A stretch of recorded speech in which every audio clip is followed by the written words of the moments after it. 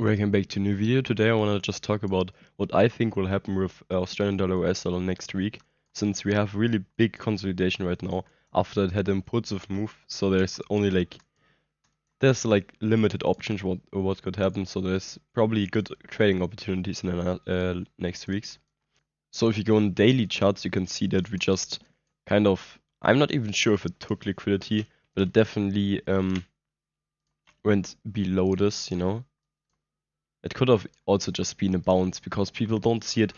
There's a difference between the support resistance level and the support resistance area, because support resistance areas are actually common as well, since a lot of people are just using areas, and areas are, for example, you see this, there is no certain line where support resistance bounced, it's just this area.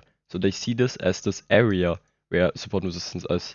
So you can't always say, oh, okay, it went exactly below this. No, this just doesn't work like that. The only thing that could work is if there's a bounce in lower time frames. Before we get into the video though, I want to quickly introduce my partner, my Flash Funding. I'm not just saying this because they're my partner. I really like this prop firm and I think it will be one of the biggest in the future. They have such a small profit target by just 6%, which is easily obtained by just two 1 to 3 risk reward trades. And if you want to get yourself an account, this is my code. Link is in the description, and let's go into the video. So what can we say here is that here there is a bounce on that level, and then we go upwards and have breaker structures to the upside, and then we go down and actually take them out because they already entered here since they saw it reacting to that area. That's the only way how you can see a liquidity point if they already got faked out, you know. But that's not the point for the video. I just wanted to tell you this as well. So next thing, what liquidities do we see? You see this liquidity, we see this liquidity. I thought we are long for the next weeks. I thought we were long until here and we take out this liquidity, but I already paid out here because it just reacted to it. I think here or something I paid out. I made some euros, but not the whole thing, so whatever. But I don't see it going upwards. It could also just go down now and take out them and then go up, and then I'm too much in minus, so I don't want to do that. So what do we see? We have this liquidity, we have this liquidity, this liquidity, we have this liquidity, and in 4 hours we have probably a volume area if you're gonna take the fixed range profile from the top to the bottom here. We'll see, okay, this is actually a good area. And if we take it just from here to here, we will see that here's another area that we can mark out, and I'm gonna delete this real quick here. Okay, so you have this areas. These are volume areas. These are areas where it consolidated around. And normally, if we have like a consolidation breakout, like out of this box here, it completely goes impulsive down, retest this area here, and then we're gonna go continue to go down, because if there's a lot of volume, there is different opinions on the market. There is different, like some people say buy, some people say sell. That's why there's a consolidation around it. And as soon as we break out of this consolidation where there's a lot of volume, we know that it will go trendy. And if it retests this area, it either will go back into consolidation, then we just don't trade it, or it will just retest it, and if we see impulsive move, it will continue to go down and probably hunt for this liquidity. So this is a really important thing to know, and you can actually match it with your volume, with your normal ICT things. You can just, or SMC things, you can just combine it. So what do we see here?